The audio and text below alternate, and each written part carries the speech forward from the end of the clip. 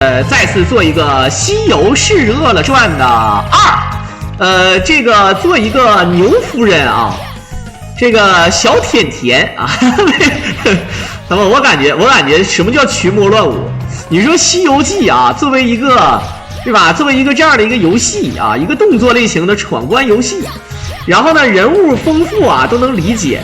你不整点什么神仙啊，不整点什么的啊，一定要整妖精，为啥呢？因为这些妖精啊都是 BOSS， 对吧？都是这个 BOSS， 然后这个 BOSS 呢，你晓得吧？啊，这个 BOSS 呢就是，反正模型也做了，你还不如对吧？就把它用过来，当做自己的角色来想就可以了。好，那这个咱们现在做这个游戏也不进什么，也不有什么特殊的难度，也没有说什么速通的玩法。咱们就是了解这个游戏的剧情，把每个人物呢都稍微的做一下。那有选择这个小甜甜啊，她的是就是这个铁扇公主。然后咱们上来呢，首先都是先入门关，这个就是先把这个孙悟空啊，这个这个传说中的这个招降了啊，就是一起去西田取经，兄弟们啊，一起去西田取经。看不到我狼视频头像了啊，对不起，哎，摄像头啊，搁这儿呢啊 ，sorry， 出来了啊，这个有点微嘚儿啊，这个没整。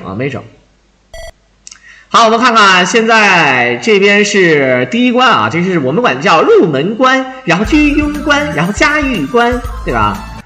每玩一关呢，这个小妹儿就脱一个衣服啊。大家伙玩没玩过那个游戏？那个游戏挺好玩的，就是一堆麻将，然后摆成一个组合，然后那个麻将呢，这个你点底下对吧？你在底下打满之前要组合成3个，然后自动消失，最后把所有的图对吧全解了，对吧？啊，以前陪人家看月亮的时候，管人家叫小甜甜啊，现在新人换旧人了，管人家叫牛夫人啊。就是传说中那个嗖嗖，你给我照个准，我要出来喽，对吧？就是那个没毛病啊。然后呢，咱们这里面选的妖精啊，你看之前咱们做过什么呢？咱们之前做过这个孙悟空，做过唐僧，做过这个蜘蛛精，对吧？这都做过。但是呢，还有很多人物没有做啊，比如说大家伙儿比较看的就是那个没解锁的那个二郎神杨戬啊，也是一个啊。再就是比较特殊的，比如像刚才咱们看到的很多，就是比如说八戒啊、悟净，这都没有做，是吧？啊，这都是有机会大家伙做啊。这个都是情况呢，就是这么个情况啊，事实就这么个事实啊。好，来看看美眉写真馆，对，中国龙啊，没有毛病。这里面这个咱们但凡选的人物啊，只要你选了，应该就跟那个电脑的那个 BOSS 是不一样的。其实IGS 做这个游戏，它为了区分你这2个人物的不一样，肯定是跟你这个皮肤做的不一样的啊。你比如说你要是做的那个什么的话啊，你要是做那个这个比如说三国战记，你选貂蝉，对吧？你选貂蝉它就是那个什么的啊，它就是那个绿色的是 BOSS， 红色的是咱们自己选的。这呢也是啊，红色的是这个 BOSS 啊，然后呢咱们这个绿色的是咱们本体啊，不对，这个铁扇仙不太好看啊。好了，这个也是那种特殊必杀，上来先打这个银角啊，这就是平顶山的剧情。反正我也不知道啊，这个平顶山按照原著来讲呢，其实是挺厉害的啊。虽然孙悟空一个人凭借他高超的智慧就通关了，但事实上这个妖精是太上老君手底下的啊，手下的宝贝也好，还是个人能力也好，也都是非常厉害的。除了这个智商啊略微低了一点啊，这个没有孙悟空高啊，没有孙悟空高。所以说呢，这个我也不知道为什么每个这个 IGS 做游戏就把这个平顶山的剧情呢，都是放到了所谓的第一关啊，就感觉他俩非常的面啊，咱也不知道为什么啊，就这个意思啊。其实呢，对于这个孙悟空来讲，最没有压力的就是车迟国那关啊。车迟国是真的没有压力，无论是叫兄弟摇人儿，还是法术的比拼，还是真正就是对吧实打实的战斗，这个妖精啊，这个陆地大仙、虎力大仙，还有什么阳力大仙啊，这个跟孙悟空都比不了啊。我严重怀疑那3个大仙连八戒和悟净都打不过的啊，你懂的啊，对吧？肯定是他仨打八戒都打不过啊。我不知道大家伙能不能理解我说的啊。好，那可以看到啊，咱们这个是有这个加气儿的这个路子，然后呢走的路线呢，其实也是触发某种剧情吧。反正总体来讲呢，《西游师客传2》呢游戏非常的丰富，它就是非常恶心的，必须要插卡玩，而且现场街机呢基本上它出来的时候已经是没落了啊。其实就连那个神剑伏魔录啊都没有什么人玩的，你们懂的啊。那现在呢，这个很多人可以模拟玩，然后呢平台呢由于某种这个。咱们这种模拟的这种条约吧，算是潜规则吧，就是不让玩啊，就不让模拟啊，不让在平台上开源，所以说就是这么个情况啊。来看看金角大王，这个金角说句实话长得来的啊，黄金绳啊 ，IGS 觉得金角银角好打，那大哥最好打的按理说是好，这地方感觉好像中毒了一样啊。我操，这一个大撇子。遁入幻境，好，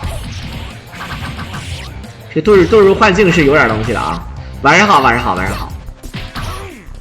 好，我感觉啊，咱们这个玩家呢是因为咱们这玩家呢是一个怎么说这个事儿呢啊？你看咱们那个等级99级。然后外加那个西币啊，像西币这回倒没有，但是他身上的宝应该是比较多啊。所以说呢，咱们这里没有什么太多的这个挑战性啊，就是因为这个游戏本身呢，咱们也不算作弊啊，因为这个游戏本身呢就是插卡游戏，有记忆类的，无论是之前的宝，还是说咱们触发的某种剧情，还是这个什么武器道具，还有这个什么游戏币什么都可以继承下来啊。所以说按照这个路子呢，大伙儿都能理解啊。但是呢，你像有一些大神要是玩这个游戏，他可能会比如说从没有关节啊，就是从0级开始玩什么之类的啊。大概就是这个情况啊。我这个就是这个 Tony 老师给我剪的，我这个他妈发型是真的啊，一副丧心病狂的发型。好了，可以看到啊，这个牛夫人的这个大头贴看没看见？这个牛夫人长得真的不像我兄弟的前女友，她确实是不像我兄弟的前女友啊。她像谁呢？她像那个桂纶镁啊，瘦啊，比桂纶镁还要瘦啊。一会儿你们看一下那个她的大头贴。好了。这个地方呢是不能让小兵磕头啊，小兵磕头的话呢，就会这个就会求雨成功。这里面呢，为什么让他一直求呢？可能是咱们想要让他成功之后呢，触发某种路线吧啊。因为有一些，如果你要是不让他成功的话呢，咱们就是破解了他的这个求雨。狐狸大仙呢不是有一个这个云台求雨嘛啊，他求雨的话呢，他确实是这个比较逗逼啊。什么这个风雨雷电四神都不在家啊，都不在家，特别嘚儿。求雨的路子呢，就是上天，然后呢画一道鬼画符，之后呢让这个一帮人往那一跪，然后直接磕啊，磕一个，磕完了之后就打雷下雨闪电就完事儿了啊。好，这个西壁啊，西游记西壁啊，太狠了啊。好，来看大头贴啊，大头贴，你看，雨没扯，四方神仙听我命，下雨来啊！这个虎力大仙确实帅啊，兄弟们啊！该说不说，这虎力大仙是有点仙风道骨的感觉。他说：“老子在终南山练就了一身武力啊，一身这个魔法什么的啊，一顿修炼啊。”然后发现这个确实是他这一身啊，确实有一种仙风道骨的感觉。说是国师，感觉挺好，挺像的。你是虎鲸啊！这个游戏怎么玩？好像现在是可以模拟出来啊。至于怎么玩呢？大家伙儿可以去搜一下啊，但是我是不太会啊。然后呢，再有一点呢，就是要在平台，就是说白了要在这个街机上玩的啊。好，你看咱们挨打费的血都非常少啊。挨打费血非常少啊，感觉好像一点都不疼，有点像那个《三国战记2》里面那个《三国战记2P》里面那个重甲金锁那个衣服似的啊，穿了逼逼赖赖的啊。好，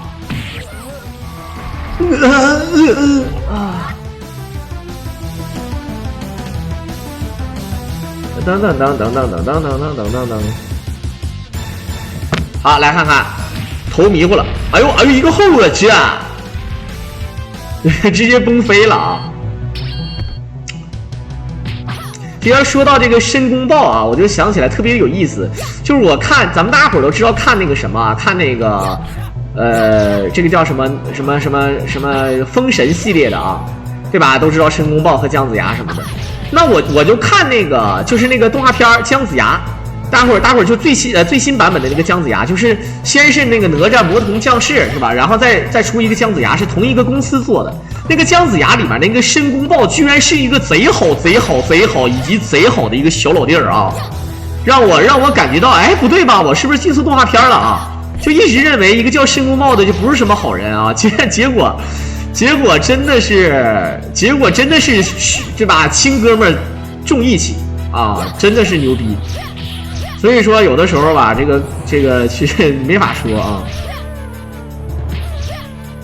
好，他是没走的取经路线，有很多路线嘛，你像那个我们说的那个什么取真经路线，还有说什么那个打到最后啊，是不是要遇到那个黄眉老佛的那个啊？之前那个漫游给我打的视频呢，他选的是紫霞。紫霞呢是这个说叫紫霞吧，可能是为了怕那个版权问题，叫紫衣啊，叫紫衣。这个紫衣呢，就是他打了一个就是取经路线嘛啊，你们懂的啊。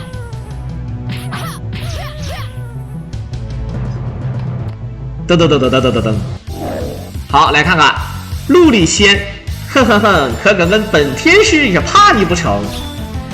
啊，那个纪灵，好了，来看看，哎，下油锅，啊，下油锅，这里面一直在点 A 啊。我说句实话，你这明显一直在泡澡吧？这他妈也啊，这个如果是在日本啊，男女共对吧？男女一起洗澡是很平常的事吧，对不对？看那个陈小春扮演的那个山鸡，还有对吧？还有那个谁，还有那个叫什么来着？啊，那个谁演的那个丁瑶啊，对吧？哎，他俩一起洗澡啊。那个丁瑶有一个本事。对吧？一到那个兴奋的时候啊，就掐到大腿内侧啊，然后就那个剧情让我最有意思，我最理解不了的那个就是我最理解不了的就是那个剧情，就是哎那个表弟啊想玩女，就是那个小黑，就是柯受良说表弟啊，我知道咱们家都好色，但是你想玩女人你就闪远点啊。然后呢，山鸡说啊。对吧？她是老大以前的女人嘛，以前嘛，过去式啊，OK 啊。然后呢，这个柯受良就说了，啊，我对吧？我说的小心不是让你小心他，我说你小心他呀啊，对吧？据说他一旦那什么起来，就哎呀掐你大腿啊。他说完之后，我突然想到一件事，我感觉好像柯受良好像也火过啊，柯受良肯定也享受过这个服务的，我跟你讲，真事儿啊。我不知道大伙能不能理解我说的。好了，这是杨丽仙交换了一帮小崽子啊，就是什么意思呢？就是说啊，操，就是他跟丁瑶也发生过事儿啊，这玩意儿反正是老大的司机，肯定是多多少少有点东西是吧？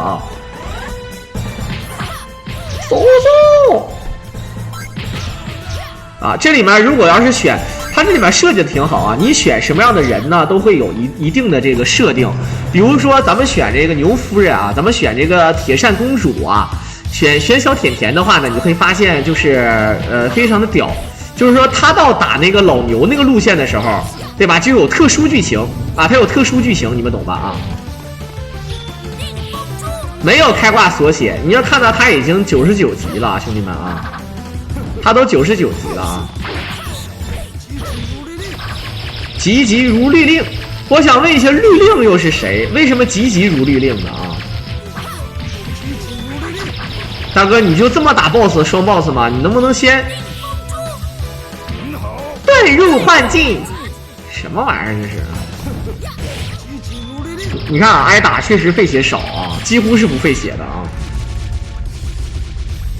其实就让大家伙了解一下这个游戏的剧情啊，没什么说的啊。等到以后有机会让看看漫游去打吧啊！漫游打的话，漫游毕竟是闯关游戏的大神嘛，他有技术的啊。好，先打死一个老虎。打双 BOSS 其实先秒掉一个 BOSS 是最直接的方式啊。我感觉这个铁扇公主她的这个体术什么的有点微面子，真的还得是唐僧啊！唐僧的那个武器是真的牛逼，我操，他可以把人直接打成那个就是封印状态啊，不能攻击的状态，你懂的啊。好了，而且攻击距离非常的近啊。他应该穿的都是防装，对呀。那主要就是什么呢？主要就是这个，还有那什么霸体装啊，这个游戏挺逗的。好的，大哥你，我操，你这个技术也实在是，哈哈哈。这个确实，你看这个防御力很高，它不是不费血啊，它可不是不费血，但是它确实防御力很高。这游戏叫什么名？这游戏叫《三国战记之西游释厄传》。水浒传奇又名石头记啊，好，这补这一吃就满啊，真的是屌了啊！小甜甜像个非主流，小甜甜不就景甜吗？景甜小甜甜啊，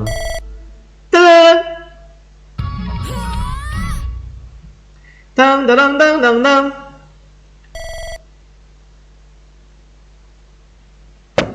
好，为什么过关奖励的时候他要举起自己的左手啊，然后一顿抖？枯松剑火云洞啊，火云邪神遁入幻境，太狠了啊！我搜不到啊，搜不到是有点狠的啊！喂呦喂呦喂呦！这小妖也太绿了啊！这里面的小妖这个都是啤酒肚，看来这个想要拉山头当妖怪啊，要小弟跟着你，你必须得有吃有喝，对吧？对吧？男的漂亮，女的没说，你才能让这帮小弟啊跟你铁着跟你混，都是啤酒肚啊！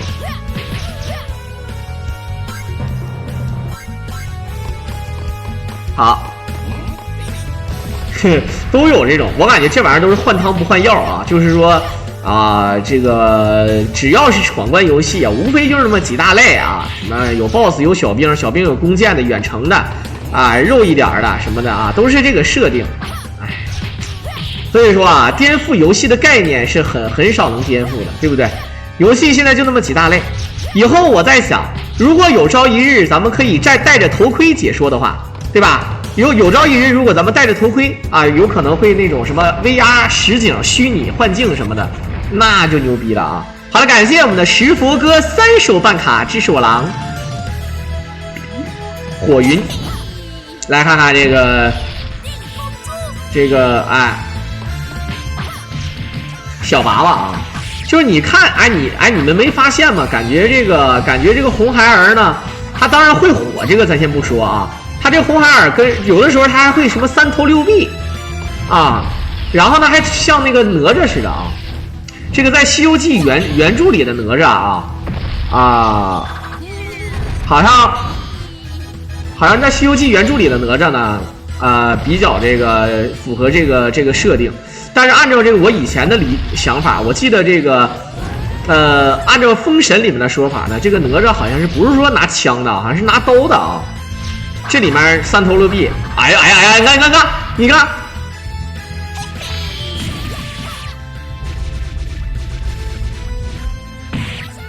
芭蕉扇，操！孩儿你没事吧？我操！我杀我自己儿子啊！这个算与民同乐了，看不看见啊？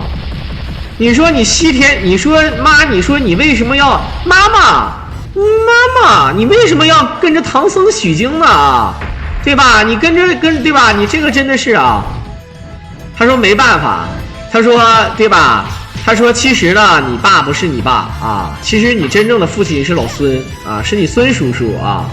你真正的父亲是你孙叔叔啊。以前你妈妈陪他看月亮的时候，他都管你妈妈叫小甜甜的，是吧？好吧？是吧？你看孙悟空是火属性，红孩儿也是火属性。对不对？用3昧神火练的孙悟空，然后红孩儿也会三昧神火。你看啊，对吧？就是妈妈啊，给我跪好，叫妈妈啊，太狠了啊！我操，这个感觉这个小怪都会那个元素属性啊，都会元素属性的，有点东西的啊。啊，人参果，我操，阵地弹。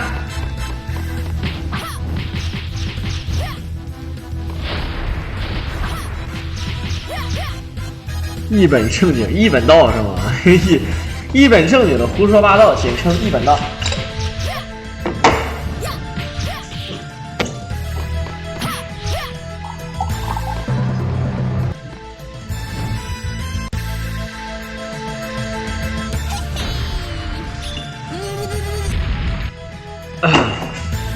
这是啊，孩儿，你是啊。你看他俩一个叫孩儿，一个叫娘亲，你俩还打个屁呀啊！真事儿啊！下雨天打孩子，闲着也是闲着，对不对？就是下雨天打孩子，闲着也是闲着啊，没毛病的啊。打到金之后应该是有那个什么吧？打到金好像是有一个宝箱。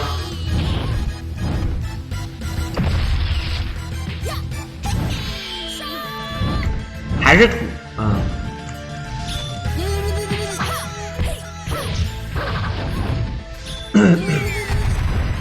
感觉这个体术是真的弱啊。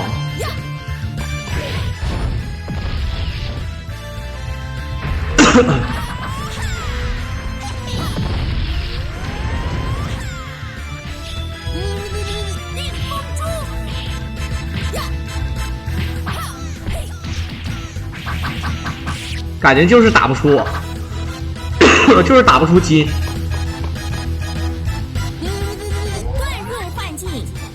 究竟是不是亲儿子？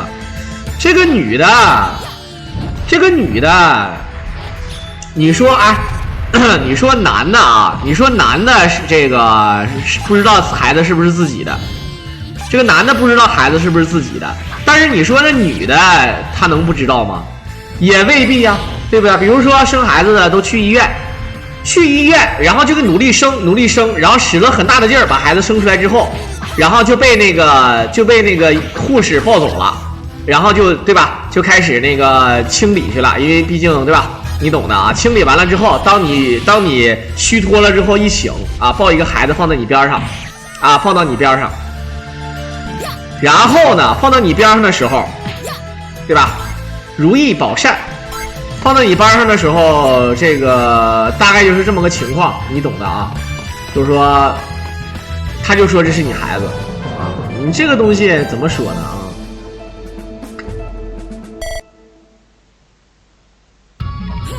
你也看不着啊。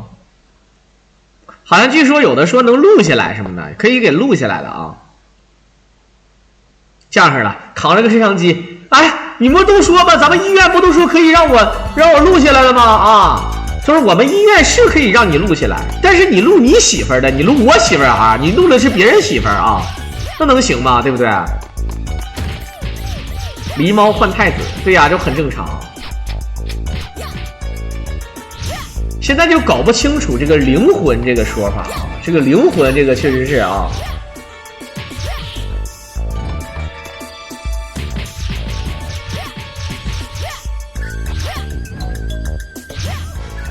这个盘丝洞啊，多多少少有点东西的啊。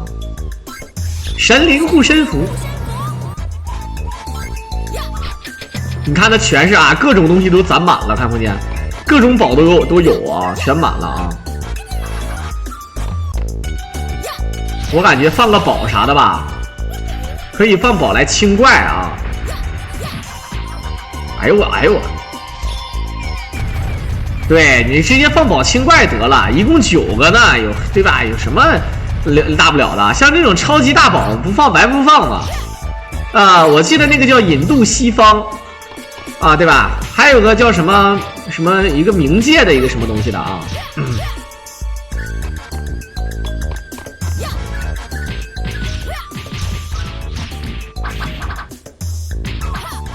芭蕉扇啊，这个。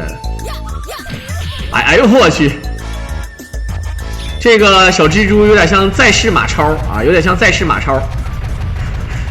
啊，阎王的吐息，对，阎王的吐息，阎王的吐息应该是最贵的道具了啊！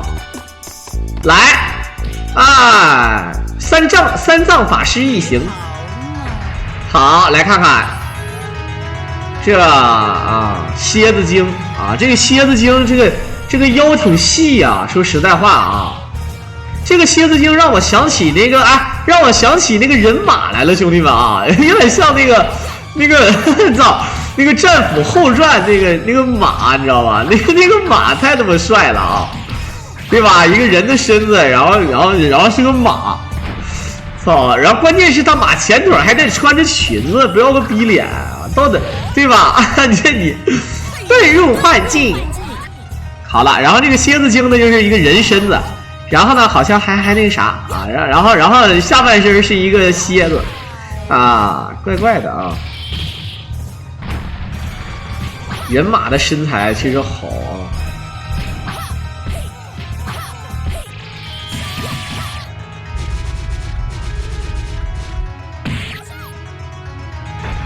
啊！好，打回来了啊！哎呀，他这个攻击距离实在太近了啊！我感觉这个人物挺弱的，就这个铁扇仙啊。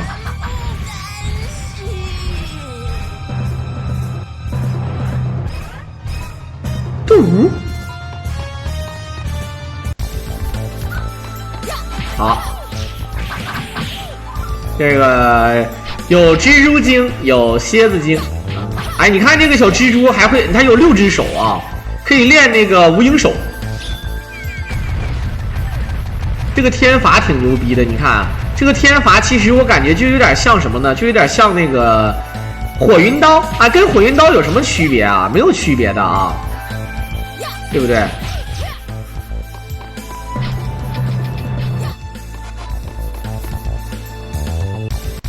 噔，哎，这个阳澄湖大闸蟹啊，虽然说大家伙都知道是蜘蛛，但是呢，这个看起来就感觉生着吃，或者是香辣蟹，对吧？香辣蟹，先把蟹那个劈开盖儿啊，什么都劈开，从这切成2半。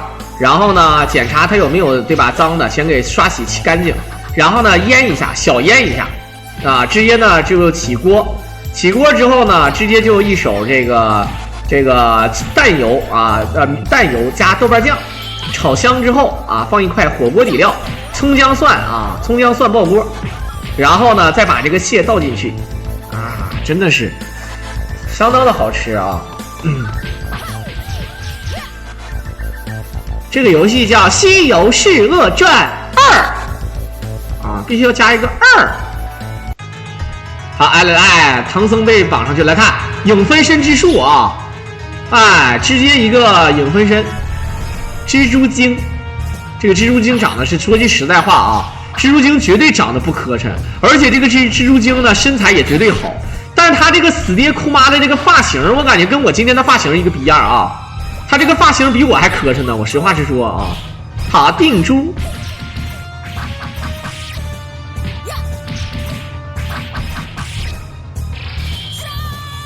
哎，这个必杀为什么打不到啊？我想吃梭子蟹。遁入幻境。啊，这蜘蛛精身材确实不错啊。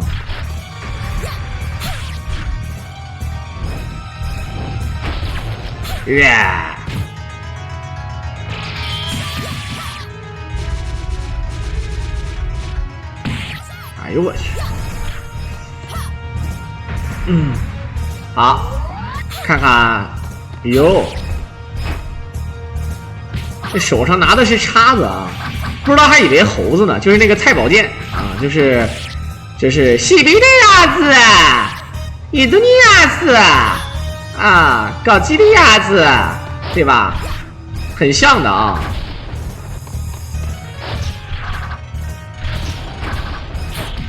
哎呀，这个歪轴居然打不过这个敌方啊！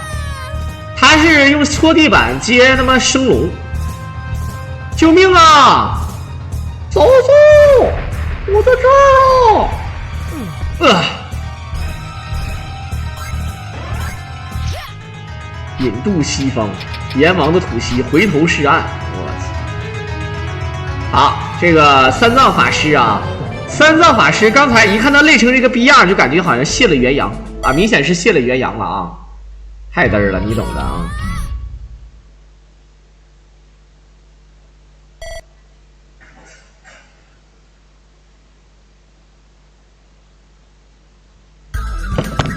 好，等哎，原来蜘蛛精是什么什么啊？看都有这个介绍啊。狮驼岭，在火焰山，你说对吧？牛夫人和这个老牛怎么说啊？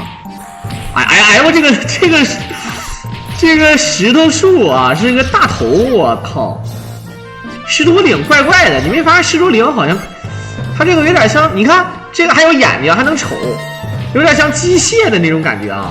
这个狮驼岭、狮驼国整的怪怪的啊！这个小雕像还拿着拨浪鼓来的感觉。牛夫人成独臂神尼了，神月千鹤啊！好，这青狮王啊，3管多血啊！青狮王是帅，兄弟们，这个青狮王真的帅啊！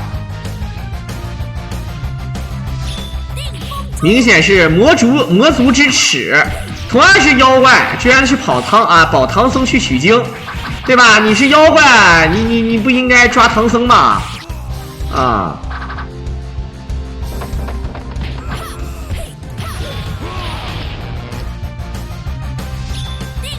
定风珠，哎，我有霸体，哇！这是大刀王五啊，这是大刀王五啊，这没什么说的啊。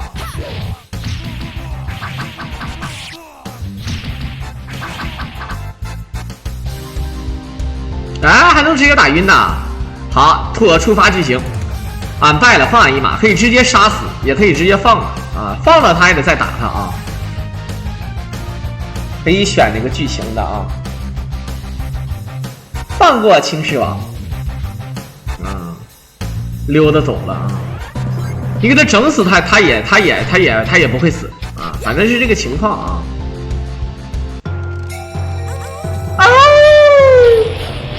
雷之强，不就是地狱雷吗？哎，你看这个牛，这个憨憨牛是最可爱的。我实话实说啊。好，来到商店，取经的路是很漫长的，让小千来助你一臂之力吧。没钱啊？行了，好，买4个紫金铃。我操，这一共就还剩159个西币了啊，就得刷币。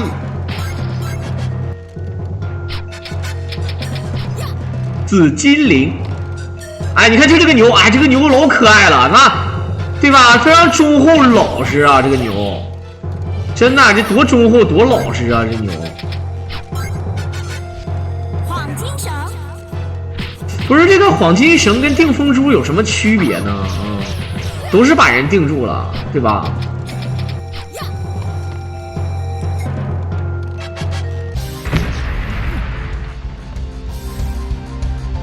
好，白象方便面，哎，500块钱一个的紫金铃，我操，这么这个紫金铃输出不错啊，实话实说啊，这个啊，这个象拔上这镶的都是金的，看呀，紫金铃啊，叮叮叮叮叮叮叮叮叮叮叮叮，我操，这一个紫金铃输出真的屌，能打将近大半管血，遁入幻境。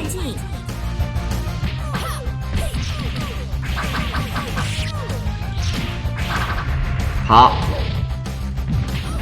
又有霸体，这打到小怪上了啊，真嘚儿！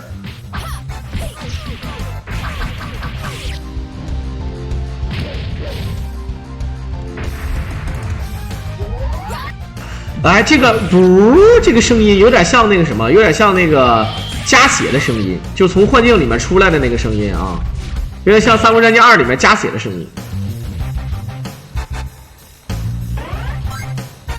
宫廷玉液酒180一杯，这酒怎么样啊？听我给你吹啊吹啊吹！居然敢杀俺老弟！好的，放了一个包子蒸笼啊，啊，直接在蒸笼里了。狮驼岭，这个，然后呢，我记得小的时候就被那个孙悟空科普了一波啊，被这个《西游记》科普了一波，科普什么了呢？就是说这个蒸包子一共有好几屉包子，这个哪一个地方的这个温度最高，它先熟。就是说蒸笼的最顶层应该是最先熟的啊，而最底层的这个不是最先熟的。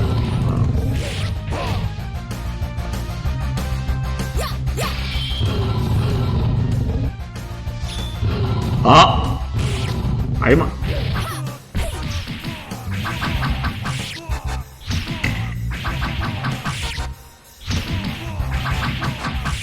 反正是被科普了啊。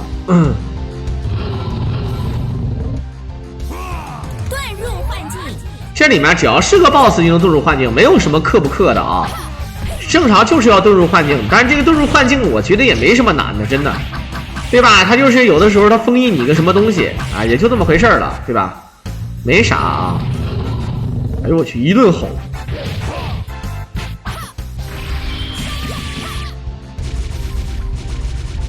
所有坑！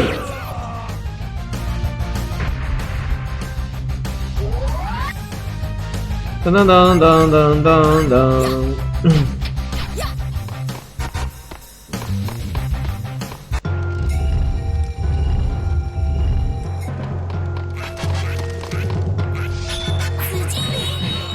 啊！一顿紫金铃，我操！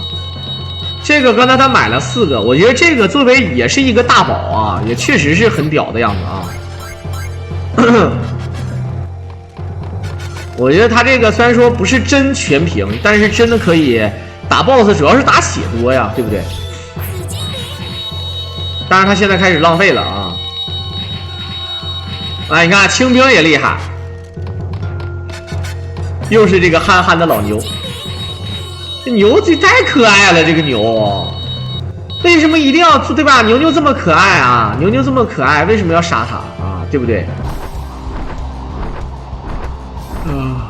好，一管这个就叫大鹏王啊！这个大鹏王说难听点儿，真的，这是大鹏吗？这不感觉跟个小怪、小逼崽子有什么区别？这个啊，这就是个小怪啊！只要说是个大怪，真的是不像啊。不是，这里边那个火云刀天罚是火云刀，好吧？他那个天罚是火云刀啊。黄金绳。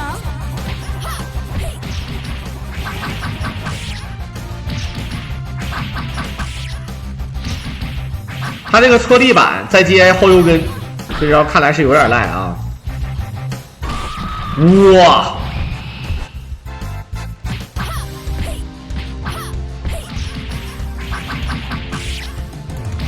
其实想一想，单挑 BOSS 真的不难啊，就有的时候可能就是有个小兵，小兵最难受的啊，他不是说他对吧？他这个打你，就是你在打 BOSS 的时候他凑过来，然后你想打 BOSS， 结果打到他身上了。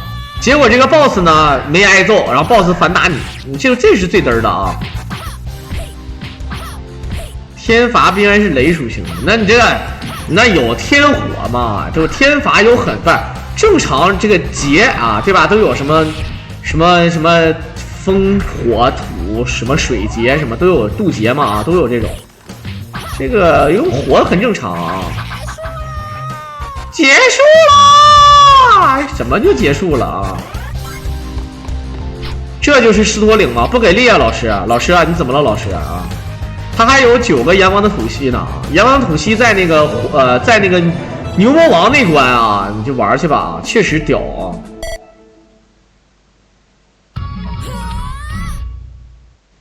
当当当当当！其实你要说防御装，我就不说啥了啊，就最牛逼的是啥？就是《三国战记2P》里。有这么一个道具叫重甲金锁，我操，那个衣服穿上之后啊，几乎就可以认为就是费血费的一内内啊，就一内内。来放个天罚吧，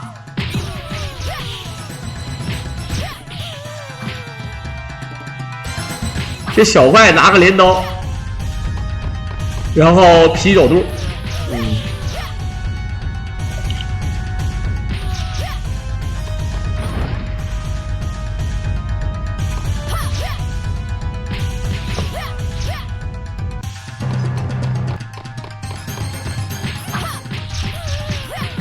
噔噔噔噔噔噔噔噔。阎王的吐息打血最多，那阎王吐息本身它也贵呀，对不对？你看，这才是火云刀。但是那个小怪居然打不到他右下角那个，最后一下他走过来才打到的啊，设计的非常狠。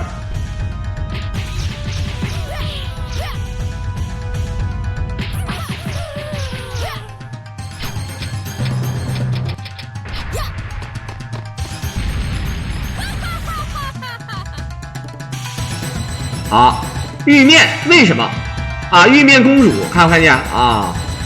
可怜的好姐姐，这是玉面公主，这明明长得是一样的啊，就是一个模子，一个他妈是狐狸啊，好不好啊？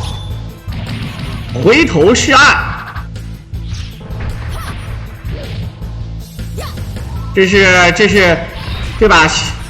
我终于做了别人的小三儿。我知道那不是因为二啊，那小三儿啊，小三儿和小三儿续集啊，小三儿这么狠了啊！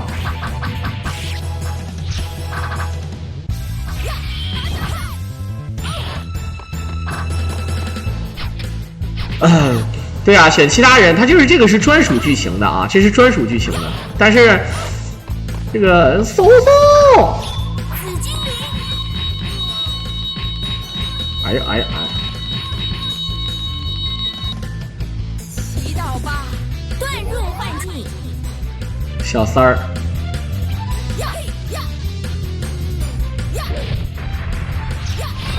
好。其实他这个必杀打血不少，看不看见？真的，他这必杀确实挺狠。他这必杀其实你要是看着模型，有点像那个拳皇2001里面那个最后那个 BOSS 伊格尼兹啊，不对，说错了，拳皇99那个最后那个 BOSS， 他 BOSS 冲过去之后往后一退，然后拿手叨叨叨叨叨叨叨叨，然后咣这么一下，他是拿扇子扇一下，啊。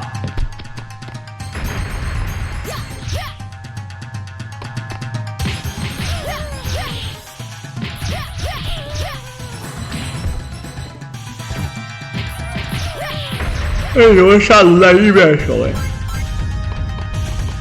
啊！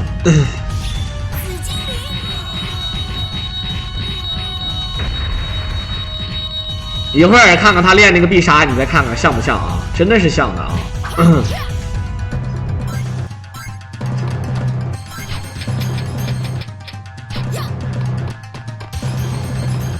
啊，又是可爱的小牛。牛牛这么可爱，为什么要杀他啊？机车、赛车机台，巨灵召唤，雷公锤，引渡西方。哎呀，我天，这么多阵法啊，这么多阵法。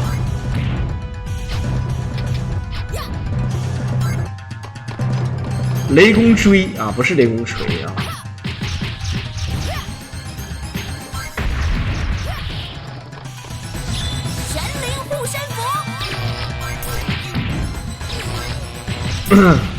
感觉也没啥啊，那老牛其实也就那么回事儿啊。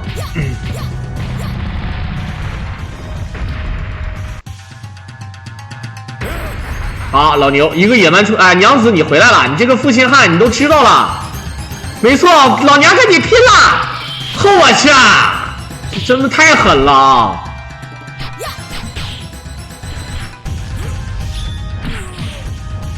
我操！巨灵召唤，这召唤孙悟空了！哎呀，召唤孙悟空变身变成了那个什么的样子啊？那个叫什么来着？那个叫法天象地的样子啊！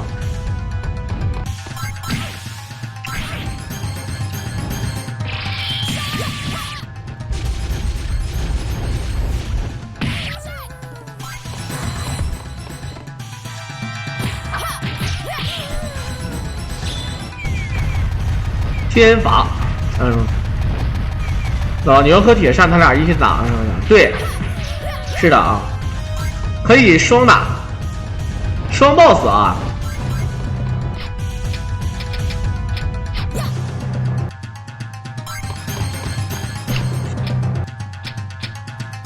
好，看看怎么说啊。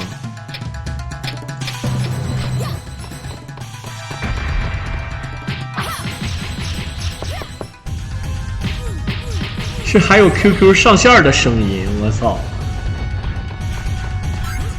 哎，你们说这个，哎，这个牛，牛拿个叉子，怎么说呢啊？你看到炸了半天，这两个牛没炸到，你看没看见？这个天罚这个技能啊，不是那么强啊，那有的时候就会技能会放空，对不对？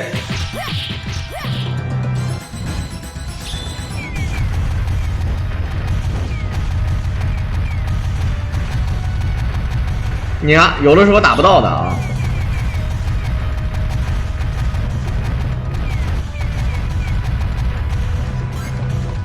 巨灵召唤，好的，直接走了。哎，我依然是牛魔王的正室，玉面公主，该死的狐狸精啊，确实是狐狸精啊！连扇子也背叛我了吗？哎呦我操！啊，阎王的吐息啊！这一下打多少血？神灵护身符！哎呦我去！一拳，这一拳打不了多少血，这一拳啊，抠搜的这一拳。啊，你看这个往后一退，叨，然后你看。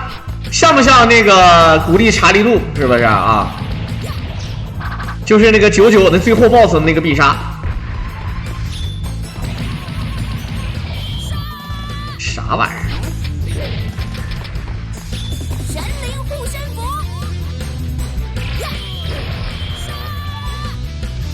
黄金绳。咦？那感觉好像真的是独臂神尼呀，感觉是独臂神尼啊，少一只手的感觉啊。黄金绳，你看往后一撤，咚，咣啊！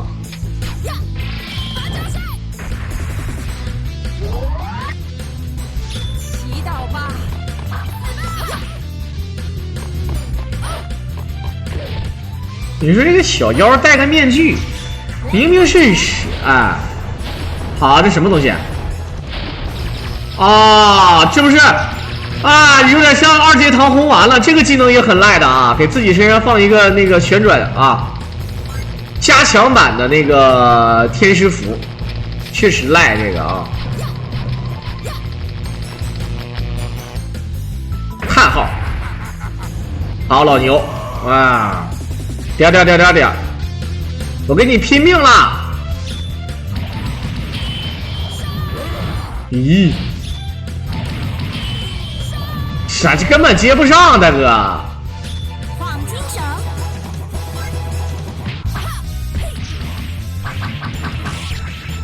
哎呦！黄金绳，黄金绳。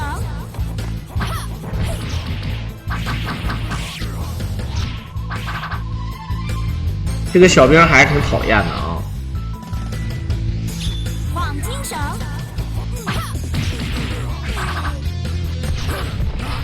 有没有哪位神仙对牛魔王感兴趣的？有啊，这个牛魔王应该算是妖怪里面最他妈的圆滑的一个人啊！后来是谁逮谁膈应啊？为啥呢？因为他又不跟这边，又不跟那边。啊，跟谁都能交朋友，然后跟谁都那个利益为主。这个铁扇公主跟他是他媳妇儿，他非得找个玉面狐狸。这个玉面狐狸呢，应该是妖怪当中最有钱的富二代啊，一个女富二代，让他给搂到手了啊。最强赘婿啊，牛魔王其实最强赘婿的，我跟你讲啊，这就死了。这也太嘚儿了啊！就死了还得说句话啊，应该这样式了，娘子饶命啊！老牛我再也不敢了之类的啊，大概就这个情况啊。然后咱们打这个路线也没有这个取真经的这个路线，所以说见到这个弥勒佛啊，不是弥勒佛去了，见到弥勒佛的小童子啊，黄眉老佛就直接过关了啊。这就是这么一个设定，但是它主线剧情后面那个直接过关就帮唐僧取真经这个事儿吧，其实大家伙知道就好了。主要还是这个每个人有自己的专属剧情，还有他的这个个人人物的这个设定啊。